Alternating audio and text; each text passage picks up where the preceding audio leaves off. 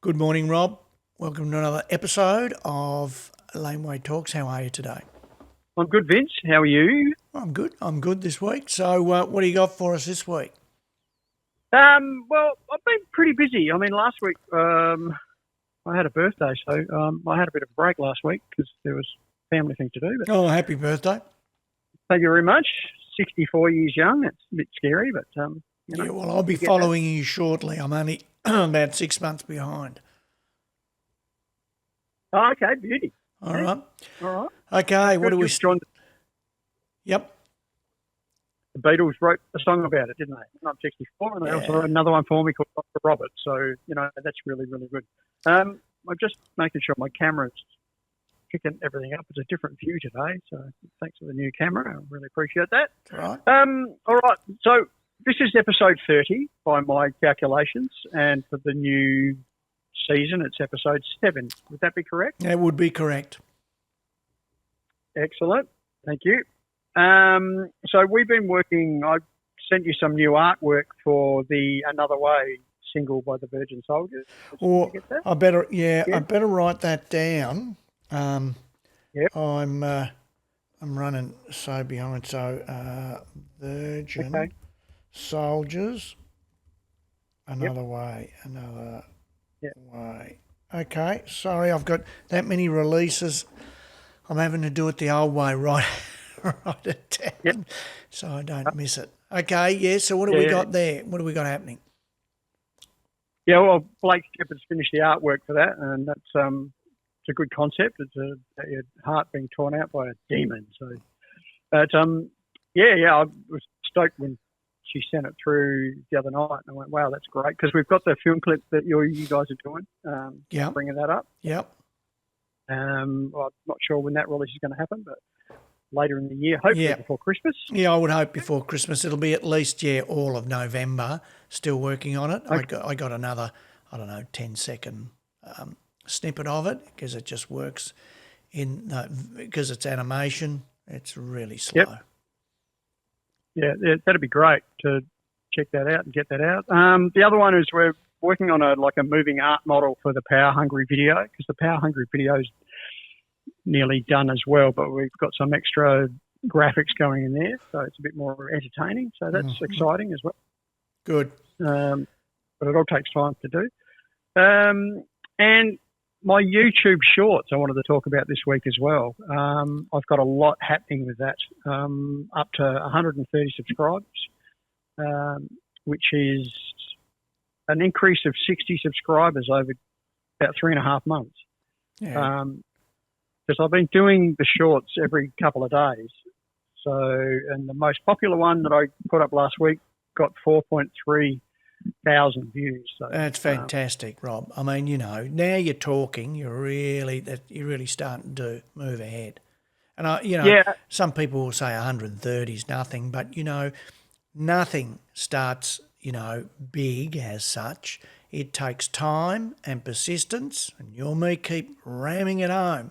For artists, it's consistency and consistency and persistence. And it's, that next time we talk, it may be 230 or 330 and off it goes. So that's great. Yeah, it keeps going up, by 4 or 5 a week as I keep putting them up.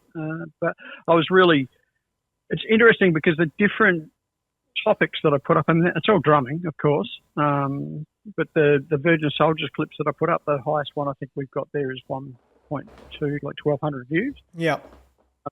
Which is the intro to Never Too Late, which is one of my favourite bits. Spent a lot of time working on that and working that out. Never Too Late's a great song too. I think it's in my book. It took me about 2 years, I think, to transcribe that.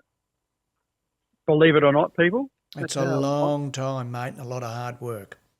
Yeah, I mean, in that process, a lot of people, because I sell my book, I sell a lot of my copies of my book, which, hey, look at that, Foundations.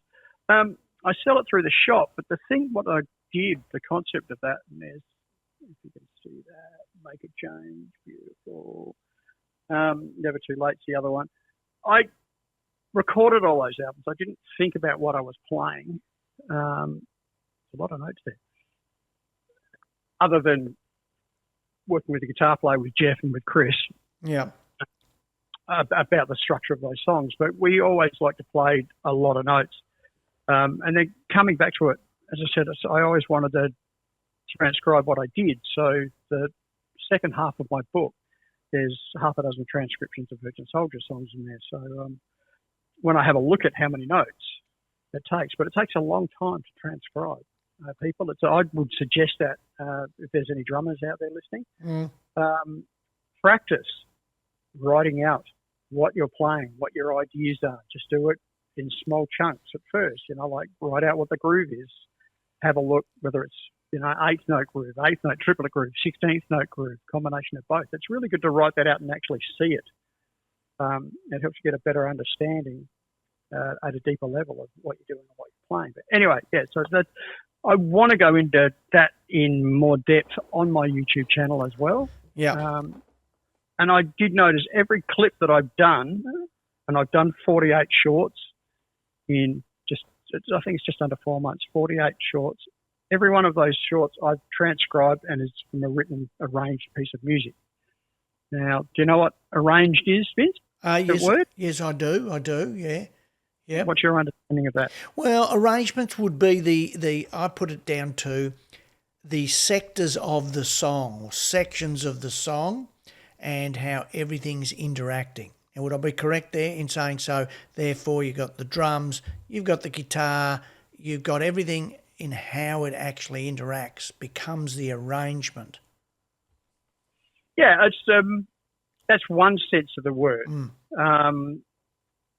For me, it's a little bit more technical in understanding. Like when you go up and jam with a song, you're just thinking about playing the song whether you're behind the kid on guitar or you're singing, right? Yeah. Now, an arrangement is like a formal, written-out version of it. Yeah. It's like, okay, we've got the introduction. I'm going to write that out, and I'm going to see it, and it's going to be written in stone pretty much. So, and then you've got your introduction. You've got your verse maybe, or sometimes people start with a chorus, whatever your songwriting style is or your approach is. But when I'm talking about transcription, the arrangement is it's written out, you can read it, and you stick to it. Right. Right? So it's a discipline that you use. I mean, Rush... And it is a discipline. There's no doubt. Absolutely. Yeah. And I think it's an important part of improving as a player, having that depth of understanding. I just mentioned Rush before. Neil Peart was probably the greatest at doing those sort of breakdowns. I just hold up here, taking center stage is something that I've worked through. It's a DVD that he did. It's 3 DVDs. It's 7 hours of... Yes, I have that in an unopened package, Rob. Yeah, well, that's... I've got the book as well. There's a book I'm reading. I think. Look, I got to tell you honestly, I think we put it out. So that's why I've got it in the unopened package. That's the Hudson Music. The DVD. Yeah, it is. Yeah. We would have licensed it for Australia, and we would have released it here. Okay. Yeah. Yeah. Godfather Neil, fantastic. I love his work. I've got so much of his written work, transcribed work, his books. I study him intently. I teach a lot of his disciplines and arrangements and things to my students because I think for an example of what I'm talking about, he is definitely the one that's at the top of that game. As far as understanding the instrument, wanting to get better continually up until basically he gave up playing because his body sort of wouldn't do what he wanted to do. But yeah, I really like that approach and it really inspires me, and that's why I kind of do what I do, to try and keep up that tradition of writing out what you're doing and keep improving, keep understanding, and helps write better music. I do that with all my solo stuff too, with my guitar playing, my singing, write out all those arrangements. So when the guys come in my band, I can hand them the sheet music and then we can work from there. So you've got an arrangement, which is back to the original. Well, that comes down to, can they read music? So if they all can, that's great, isn't it? Yeah, they can. The people that I play with, I kind of handpick that they can do that. I mean, unlike the Soldiers guys. They don't read, but they know the ins and outs of what they're doing. They can articulate it. Well, we could separate that, couldn't we, between the ones that sight read, and the ones that are just feel based, right? Yeah, sight reading's a whole other ball game. That's having the ability to read, sit there and go 1 and 2 and 3 and 4 and whatever. Yeah. Sight reading is go count me in, bang, I'm playing it without even thinking about it. Yeah. That's the next level. That's the I often level. Put that. I was at the theatre just recently, and the drummer was there, and obviously it's all been transcribed. It's all in sheet music, and there they are, sight reading every song. Yep, absolutely. Yeah. Yeah, I was a friend of mine in Melbourne, a great theatre drummer, a guy called Jeff Barnes. Oh yeah. Great jazz player. He invited me into the pit. He was doing hair. He invited me into the pit to watch him do it, like sit next to him. And he's sitting there pointing to where he was in the music with his drumstick, like going, oh, here we're here, here, we're here. While he's talking to me, while he's playing the show, like with one hand and turning the pages of the music. And I'm sitting there with my jaw on the ground going, how the hell do you know where you are? It was the most glorious show of musicianship, and he was so relaxed about it, and killer player, and the show was fantastic. Hair's a really good production, but he's done lots of shows like that. Ben Todd's another one who's amazing. He's back from Cirque du Soleil. He's doing that over here at the moment. They've just finished Hairspray, I think, and they're big gigs. Yeah, absolutely. There's lots of great players like that can do that. It's a different style of drumming as well, and very hard work. So no, it's good. All right, moving on. The other thing I wanted to talk about is still on the kind of the Virgin Soldiers thing with what's happening with that. We're kind of looking at trying to get something together to come over maybe early in the new year, because I think we'd like to do a bit more promo on the couple of new singles we've got coming out. So yep. Talking with Gib and some of the boys on that. So we could possibly see some live shows from Virgin Soldiers. In the new year, yeah. Right. We're getting a few. We're going to have to get a sub player for the rhythm guitarist. Chris Farley's not very well at the moment. He's got health problems. So sorry to hear that. He's kind of like the engine room of the band. That's a little bit tricky, that one. Well, interestingly you say that. So, when you look at the formulation of a band, and when a band has, some people go, it's just the rhythm guitarist. A good rhythm guitarist is the backbone of the whole rhythm section of the band. Yeah. It is I actually think it's very difficult to be a really hot rhythm guitarist. It's a hard gig. A rhythm guitarist, it's just a rhythm guitarist, but a really hot rhythm guitarist really gives substance and a solid sound to the band. It's an important section, I think. Yeah, I have grown up with really good rhythm guitar players. I think Chris Farley's probably one of the best ones I've ever played with.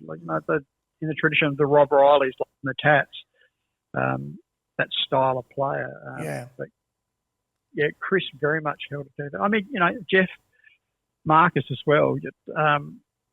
They both interacted very well in like the two parts that they played. Like when you think of two guitar players, a rhythm guitar player and a lead guitar player, even if you go back to Status Quo. Well, isn't that interesting? I was just watching Status Quo last night, live show. Oh, yeah? Yes. Yeah. When you got Rick Parfitt and Frank Rossi, I remember the first time I saw them, Apollo Stadium over here in Adelaide. I think it was 74. I don't know whether it was Pile Driver or what tour it was. It was just before On the Level came out, the year before that, because I saw them 3 years in a row. Their guitars, they came out and just, hit a chord and your chest shook. And I was halfway.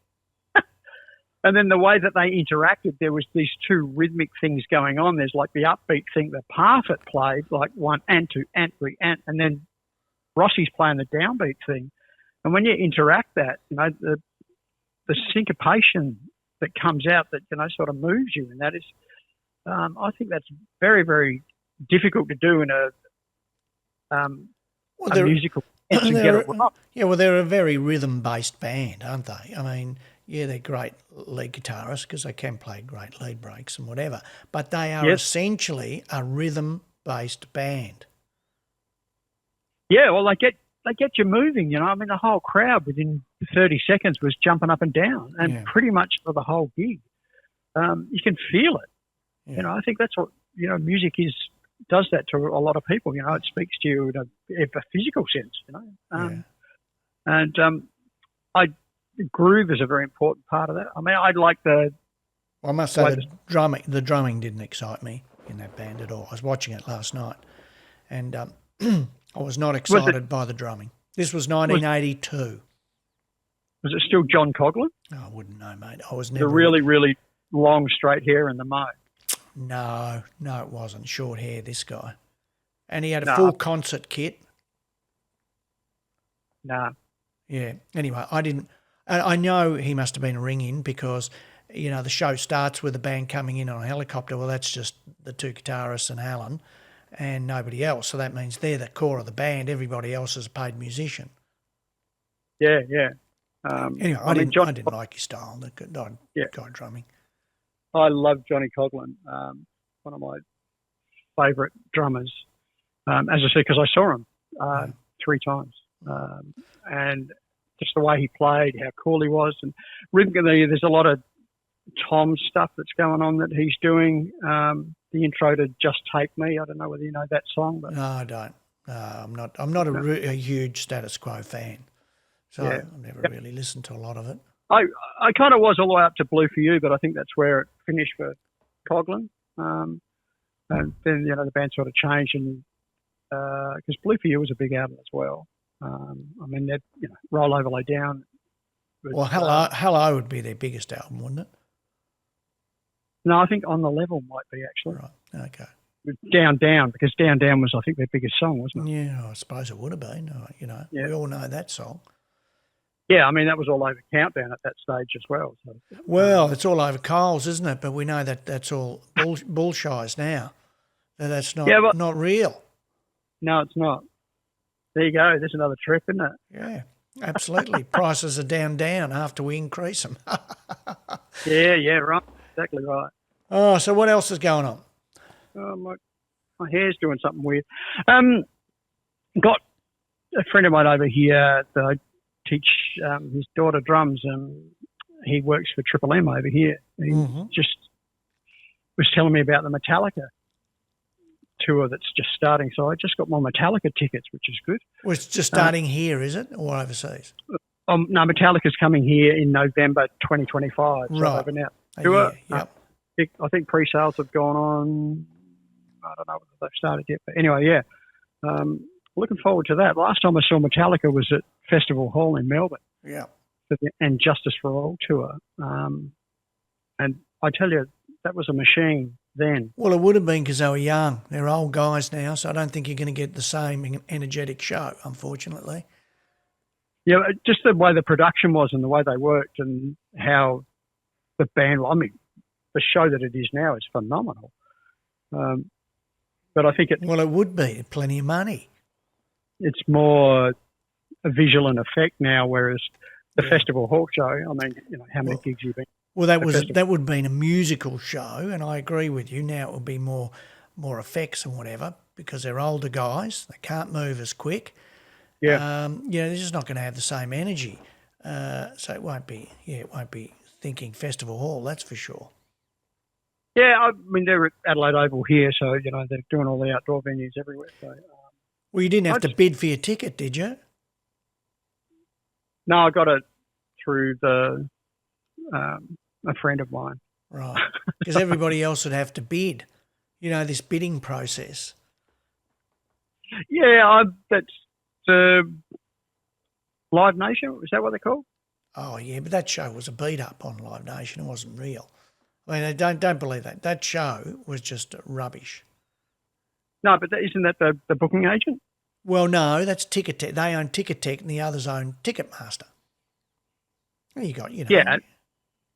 Yeah, but it's, no, the bidding process can be controlled by the band. When you do the contract, you could easily say, as the artist, I don't want any of that going on. Tickets will be at this price. So you want a VIP ticket, it's going to cost you $750 up front row or $1,000, and then general admission, well, they're $150 and there's no bidding, nothing. You could specify that. So we don't want people to be fooled by TV shows, especially not the ABC, where there's no reality in anything the ABC tells you, that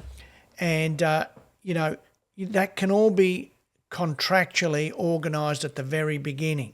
So if they are having the bidding process, the band's in with them and they want it. I think it's disgusting, but, that's my thing. Is that really how it works? That's absolutely how it works. Absolutely. You're in full control. As an artist on that level, you're in full control. Pearl Jam were the classic.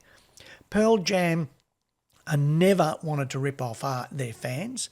And I'm going back 20 years now, and when they were coming here, I remember, I think they were doing the Sydney Mine Music Bowl, and they restricted their ticket prices to $50 and $70, 70 being your front row and $50 general admission.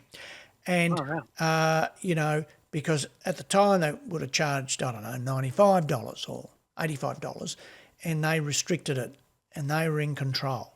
And you can be in control. So when I see those shows like that beat up on Live Nation, whether I like Live Nation or not, it was a beat up. And you can control everything when you're an artist on that level doing those level of shows. On top of that, you could even be in control on lower levels too. Anyway, we don't want to. It's a whole discussion in itself. It's about management. It's about the band being in control, the band knowing what they want, not saying it's got nothing to do with them. There's integrity involved. It's about your fans. But when you allow that kind of, let's say, the bidding process to go, all it is about money. You don't care about the fans anymore, and you've moved to another stratosphere. And that then gets down to me, the breakup of society between the rich and the poor, and the middle class being wrung out, squeezed out. And you have to take control at some form. As I say, if you squeeze out the middle class, you're looking for revolution. And we need to take control and say how much money is enough money, and artists need to do that too. And when they say they need to charge those to cover all the costs, well, do you need to have, 10 semi-trailers worth of equipment to do the show? And, they always say, the next show's got to be bigger and better than the last artist. Does it have to be that? Or can it just be a great show? It doesn't have to be brilliant. And they're all the questions, aren't they, that come out with the money. So if I'm going to have some kind of amazing stage show and it's going to cost millions, and then we've got to transport everywhere, and of course tickets will have to cost more money. I remember going to see Prince, and I saw Prince a couple of times, but saw the last time I saw Prince, only before he died. And the show was just phenomenal, of course, because it was Prince, and this guy kind of improvising right throughout the whole show. Shows you how good a guitarist he was. But the setup was just the stage. The drummer always fascinated me, because he'd always have this big, fat black dude who'd just be unbelievable. And he used to cover his whole set with a glass, enclosure. And I don't know why they do that, Rob. Why do they do that? So they don't get bleed on stage from the drums, which goes into the instrument mics, or it goes into the vocal mics, or just to basically pull the volume down so the vocalist doesn't have to endure the pain of and suffering of a loud drum kit. Right. So, and that was the set. And, of course, just to sell out in 10 seconds. But, there was no big stage show. It was the band. It was about the artist. Yeah. Good lights, right? And lights do everything. Why can't it be like that? But then, I suppose we see the Katy Perry show, and that's a cabaret show. I'm not sure we're talking here about quality music, are we? Because you've got the whole stage show, which is like a cabaret show. Yeah, not on my radar, any of that. It's not something. There you go. So, well, so there you go down to ticket pricing and all that kind of jazz. We have to be very careful. But, today's world of misinformation, by information, because of social media. But then you get the ABC who are, talking a load of rot themselves. That's the old free to air. They know. You've got to be very careful to try and weed out what's real and what's not real. And if you beat up on Live Nation, what about the other companies here, AEG, TEG, and the rest of them? There was no beat up there, so we beat up on one. Anyway, that was that. I just for the Metallica tickets, the general admission is $333. That's outrageous, mate. I would refuse to pay that kind of money. That is outrageous. It is. A reserve is $313 and B reserve is $231. Oh, $231. There you go. So my personal opinion is for general admission, $150 should be enough. That should be enough. When you're doing 10,000 seaters, or if you're doing a stadium where you can have 30,000, Well, Adelaide Oval, I think when AC/DC were here, there's like 40,000 people, 50,000. Why would you need to charge those? Look, it's all a money grab.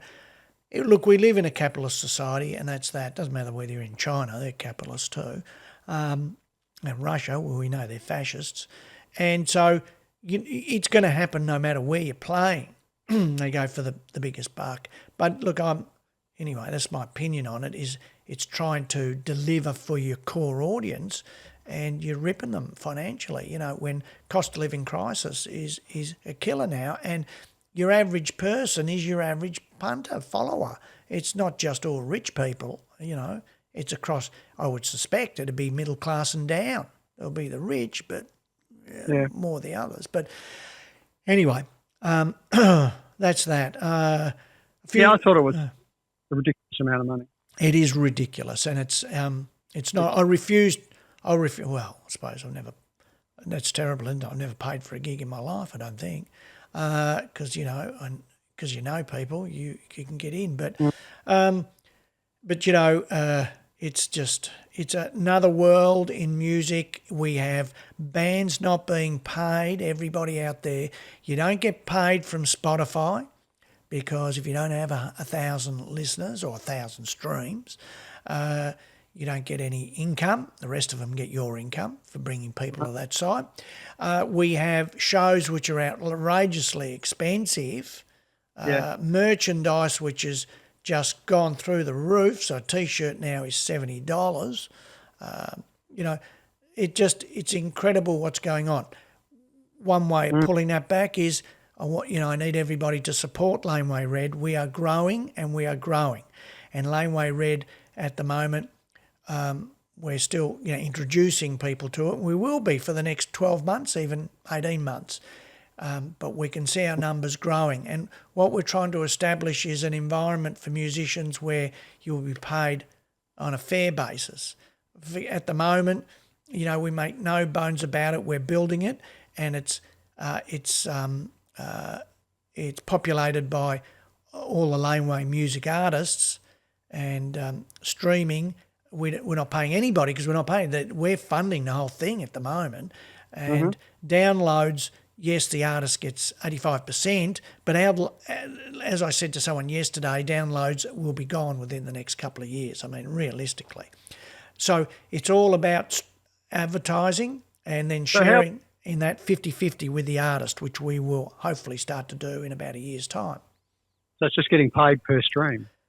Yeah, so what we're proposing is that, I always use the example, if you have an advertisement top and tail on your audio stream and say that costs the advertiser 1 cent, I'll just use that as an example, 1 cent, that's a 50-50 participation rate with us and the artist, so they get 0.5%, we get 0.5%. And that is, someone said to me, really that low? And I said, that is 100 times better or 1,000 times better than you'll get through Spotify. That's for sure, and through any other platform. So, it still gets down to that question, how much money is enough money? So if your organisation is built on whether you have merchant bankers involved and therefore you have to bring back your KPIs are set high to bring a return on investment, you're all about ripping, and that's what it's going to be about. There is no other way, because they all look for their double-digit growth, which to me is an unsustainable growth. But it really... Yep. I don't know, it just turns... I suppose music's always had that side of it, but it just turns music into a commodity to advertisers.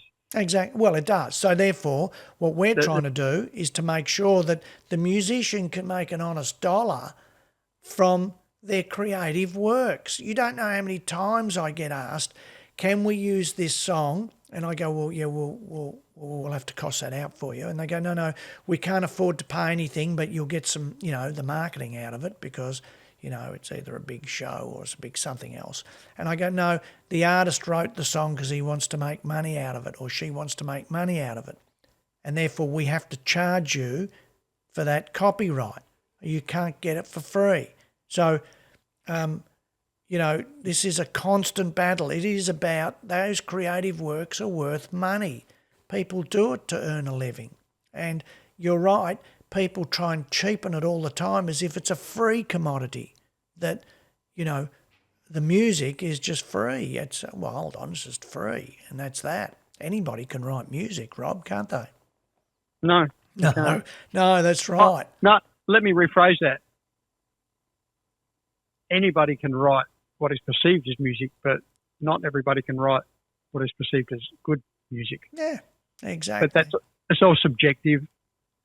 People are brainwashed into what they think they like now anyway. So, well, I'll contravene that with saying that doesn't mean that the person writing the good music is a good musician, because that doesn't count.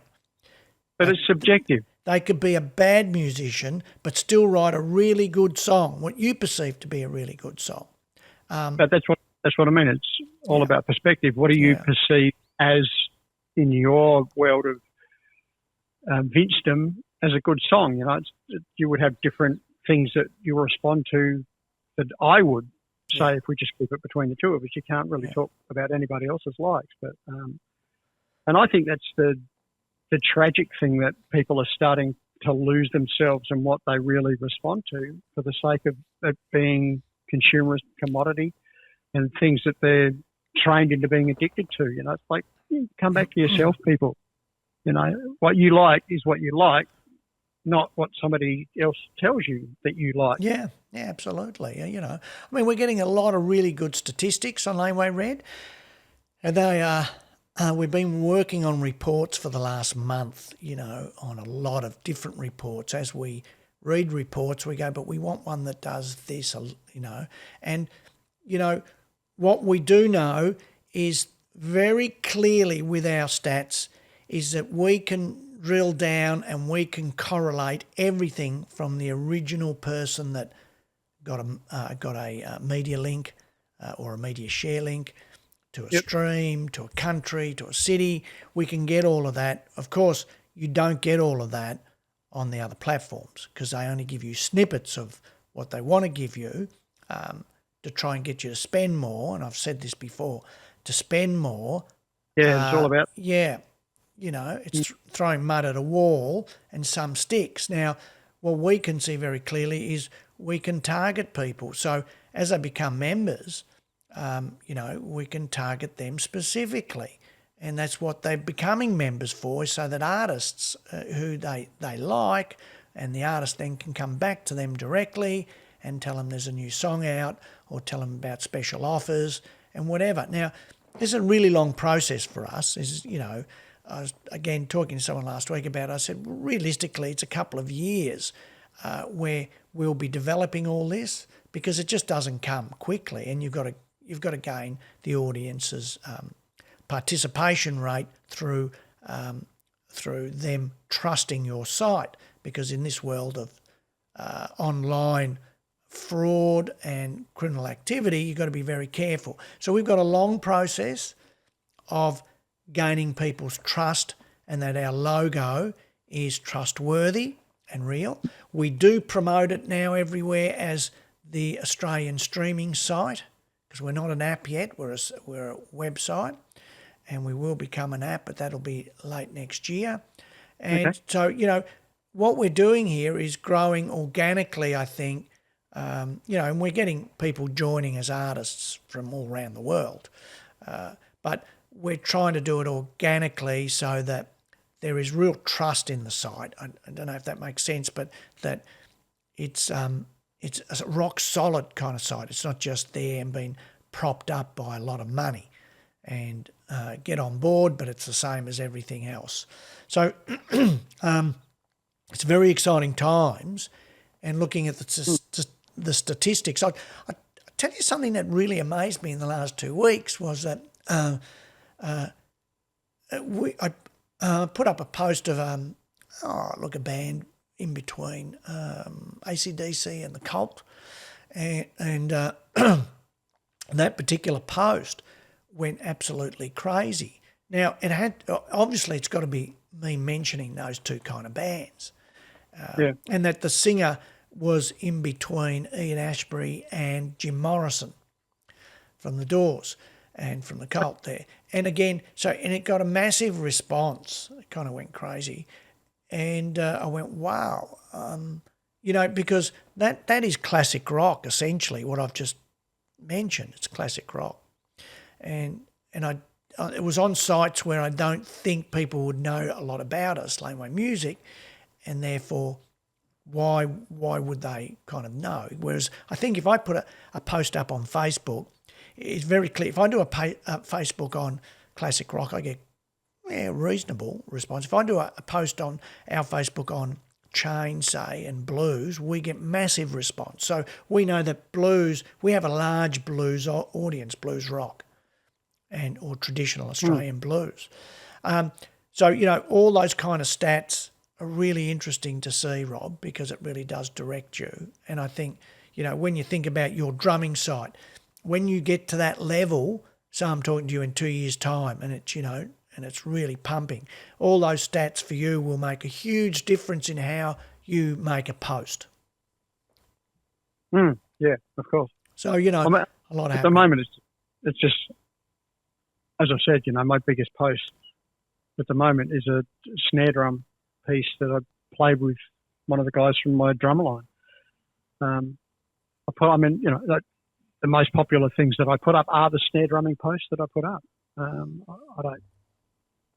Not sure why, whether it's just the audience that I get out to or people like that sort of drumming, because the level of difficulty is quite high, and I think the pieces we're playing are very challenging, but they sound great too. So, yeah. On that note, I've got my drummer line playing the pageant on the weekend. We've worked all year to get our rep up to play and march through the streets of Adelaide to over 300,000 people in a couple of days. So, absolutely fantastic. Yeah, we always have a lot going on, Rob. It's good. So tell me what's going on with, because I had that from the last show that you were actually getting ready for the pageant. You were having rehearsals and whatever, and so that's happening. And what's going on with your Michael Hill project? Unfortunately, Michael's had a death in the family, so they've had funerals and all that sort of stuff to arrange. So, condolences to Michael and family on that one. Condolences there. Yeah, thank you. I know it's almost finished, but I haven't spoken to Michael for more than a couple of days, but I didn't want to press him. Yeah. Hey, what are you doing about your video? Yeah. didn't want to be heartless in that. So, yeah, I just let that unfold. But, yeah, I know it's pretty much done. So we expect that in the next couple of weeks to be out. Okay, fantastic. Absolutely. Yep. We've got a new Deep South song coming. It's just finished, or finished yesterday. So now we'll get on to making the video. So there'll be at least another 2 or 3 or 4 weeks. And so I would suspect that'll be out in late December. So that's another one there. And, a few of the things I'll read here. We've got new releases by Buzz and the Pickups, who are a young 20-year-old band here in Melbourne. Yep, Buzz and the Pickups. We have a new La Femme album coming. La Femme were an Australian punk band in 1980. Yeah, 1980. And Shane, the singer, has had a lot of iterations, has recently last 15 years been with City Sharps, Sharpie Band, and now he's got a new La Femme album coming out.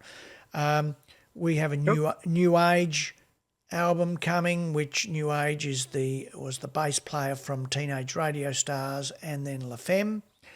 And we have a new Charlie Marshall song coming out, which he has with his band his son, Family Affair, just the two of them.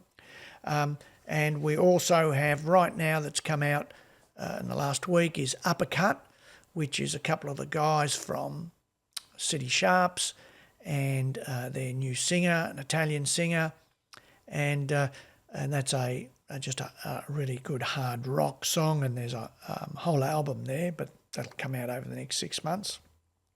Cool. And so we're promoting that at the moment, and also, there's a new Mississippi Shakedown coming, I think next Friday week, and we've just finished the video for that. So there's a lot of product coming. Oh, and there's a new Remora song coming. And some statistics, actually, because I had a meeting with Remora yesterday, and some stats there that were kind of interesting to me, that on Spotify, and the Remora is the drummer from James Freud and Berlin back in 1982 or whatever,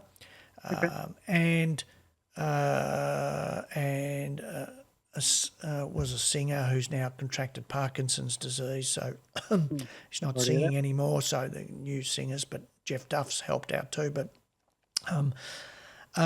and they started out by doing a tribute to Led Zeppelin. Now the singer sounded like Robert Plant, so it got a lot of streams. Then they went on and did a Glenn Hughes and Trapeze tribute, and then they started writing their own material and going out that way. Anyway, we were looking at the Led Zeppelin, because that gets most of it. Not a lot of people know Glenn Hughes and Trapeze. And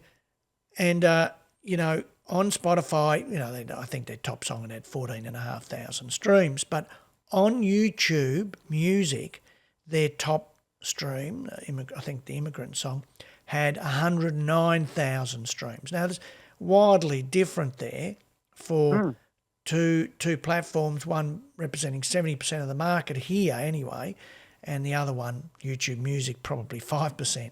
Anyway, there were some really wildly different stats for them. Now, we figure the correlation there being that they'd gotten a lot of streams on YouTube for those songs, YouTube video, and that, YouTube are cross-promoting, which you would expect on their YouTube channel if there's a correlation there. Because not everybody would have an audio out, they may only have the video out. So we were analysing that yesterday, and they were far more popular on YouTube Music than they were on Spotify. So we're going to investigate that and do a bit more investigation, and I will come back to that. I mean, I'm putting in posts on YouTube Community now. I always put in the post itself, stream on YouTube Music, because you would figure they won't squash that because it's their own platform.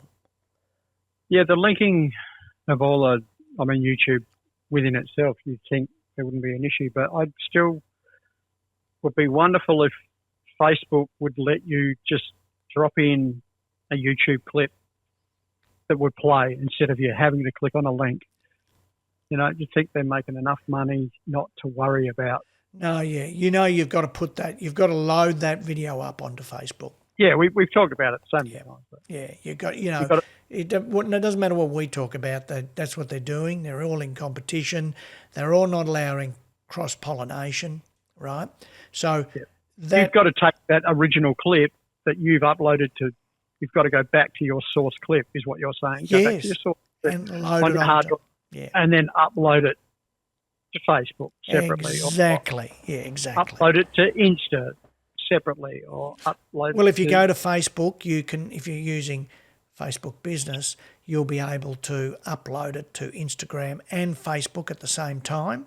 Yeah. And it will repurpose it and do all your comments and all that, put all your description and all that in there. Otherwise, yes, you do what you said. Do it separately. Yeah. So, but on the, you were talking about the Led Zeppelin covers that. The band is Remora. And if you listen to it, it's sensational. That's why they're getting so many streams. Well, streams for it. Yeah, I've got a couple of cover band Led Zeppelin covers up on my YouTube Shorts. Yeah, because I have lots of Zeppelin play-alongs. But the Soldiers used to do a killer version of Heartbreaker. I've got a live version of that. I'm not sure whether you've heard that. I should send that to you. And there's another one that I was talking to Gib, the singer from the Soldiers, about. I'd like to release through you as well, as our version of Dog Eat Dog, which is just killer. AC/DC, right? Okay. Yeah. Well, look, those, as I said, so in community, what I'm doing is I put now in the post itself, stream on YouTube. You might as well get something. You would think they're not going to hold that back. And then obviously in the comments, then you've always got to put clicking comments to stream and go down the comments and do that. It's a lot of hard work when you go across all platforms.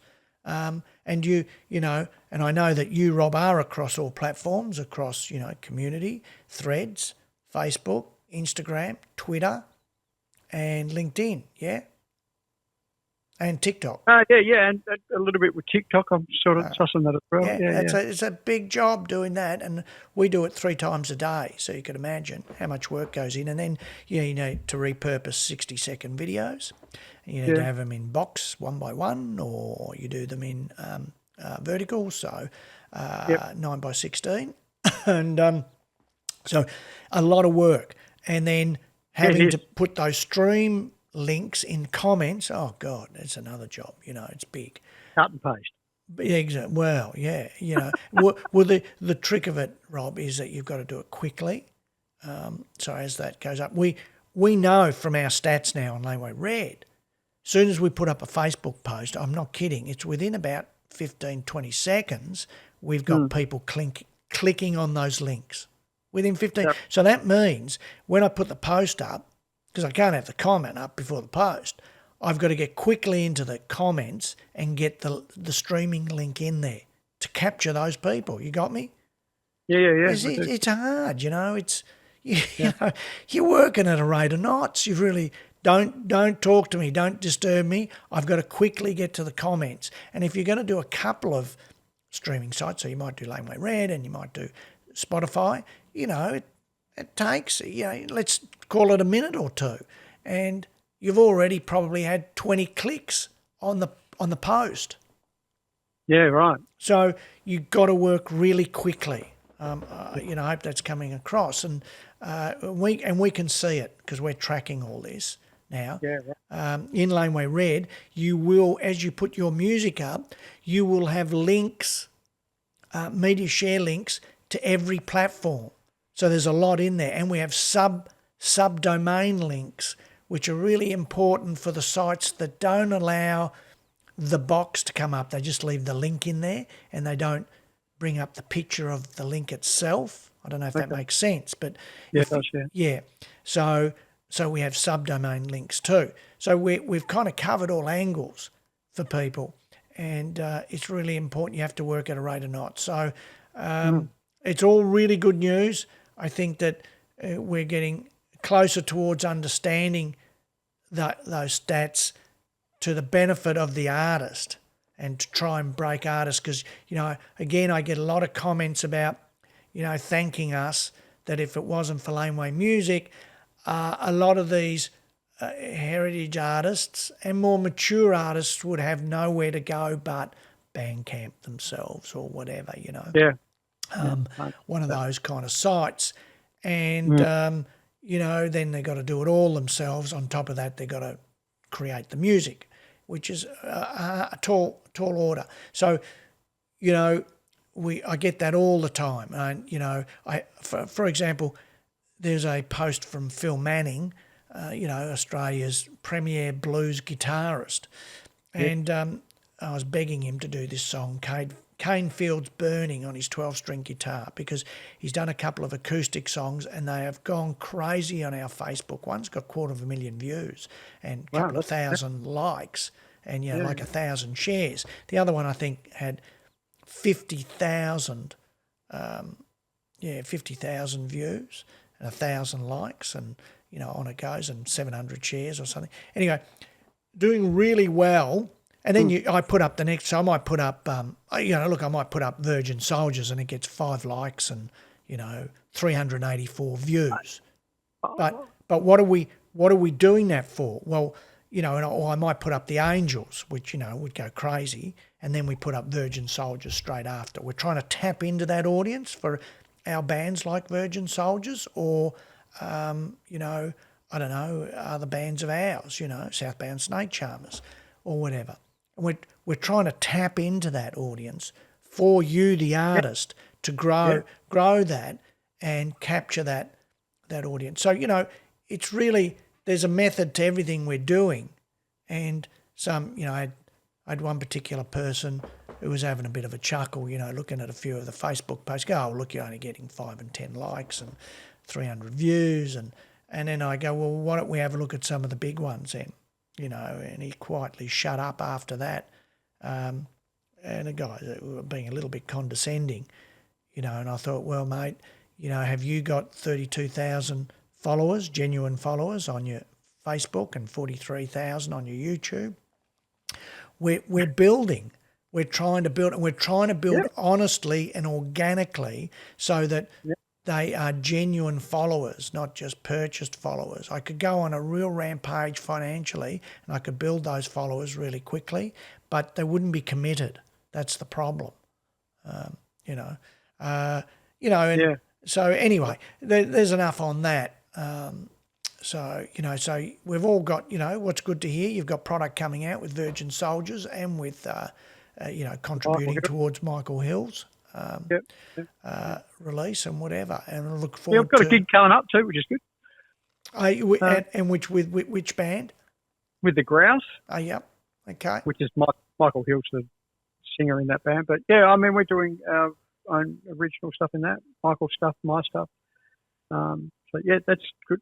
Fantastic. I mean, mate, it's great. Look, I wish I could do more live shows myself, but unfortunately nothing. It's just not possible.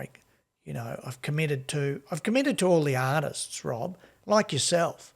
And unfortunately it does take away any commitment I can have to playing myself because, you know, I've got artists, you know, hitting me up for stuff every day and I've got a commitment to them. You know, and that's the commitment I've taken. So, yeah, I'm looking forward to your material coming out.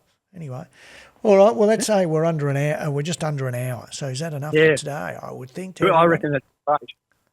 Oh, there's plenty more. Look, plenty more. I've been a bit slammed for the last couple of weeks, but plenty more to come. We'll see everybody or talk to everybody next week.